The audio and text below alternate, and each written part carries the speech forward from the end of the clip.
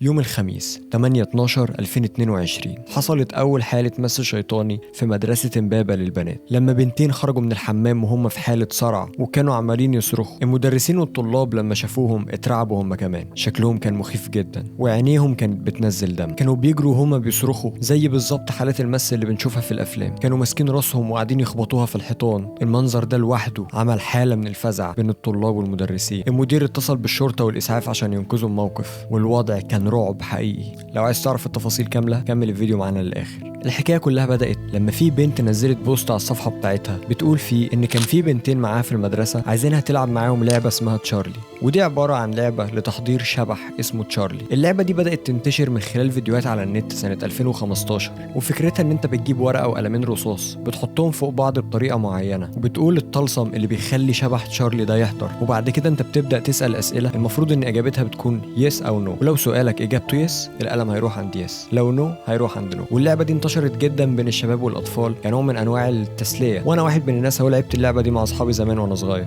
لكن بحكم إن إحنا كنا عيال صغيرة فما كناش عارفين الخطوات الصح وكنا بنعمل الطقوس غلط، فبالتالي ما حصلناش حاجة. لكن الناس اللي فاهمة كانت بتحذرنا جدا من اللعبة دي وكانوا بينبهوا الشباب والأطفال ما يلعبوهاش. المهم إن البنت كملت كلامها وبتقول إن هي رفضت تلعب معاهم، طلبوا منها دبوس من الطرحة عشان يعوروا نفسهم وينزلوا دم ويكملوا بقية الطقوس، لكنها رفضت وقالت لهم إن هي مش هتساعدهم إن هم يأذوا نفسهم، وفعلا أخدت بعضها ورجعت للفصل. والبنتين دول دخلوا الحمام بتاع المدرسة علشان يكملوا بقية الطقوس بتاعتهم قدام المراية. البنت بتقول إن هي بمجرد ما رجعت الفصل وعدى نص ساعة بالظبط المدرسة كلها اتقلبت. فجأة سمعوا كل الناس بتصرخ والكل في حالة رعب لما شافوا البنتين اللي كانوا في الحمام اللي كانوا بيعملوا الطلسم خارجين وبيصرخوا بشكل هستيري. كان في دم نازل من عينيهم وكانوا عمالين يجروا ويخبطوا راسهم في الحيطة، وفي ناس بيقولوا ان هم شافوا اطراف صوابعهم مقطوعة. كل البنات اللي شافتهم اتفزعوا وصرخوا، وفي منهم اللي اغمى عليه، لدرجة ان في بنتين ما قدروش يستحملوا المنظر وجات لهم صرعة واتنقلوا للمستشفى. المدرسين قفلوا الفصول، محدش ينفع يدخل ولا حد يعرف يخرج، منعوا اي حد يدخل المدرسة او يخرج حتى منها. الامهات بره المدرسة كانت بتصرخ والدنيا كانت مقلوبة، لحد لما الشرطة جت وعملت كردون حوط المدرسة وفعلا طلعوا البنتين ونقلوهم للمستشفى. المفروض ان البنتين لسه عايشين، لكن طبعا الدكاترة شخصوا الحالة اللي جات لهم دي ان هي صرع، ولحد دلوقتي مفيش اي جديد عن الموضوع، وكمان محدش يعرف البنتين دول مصيرهم هيكون ايه.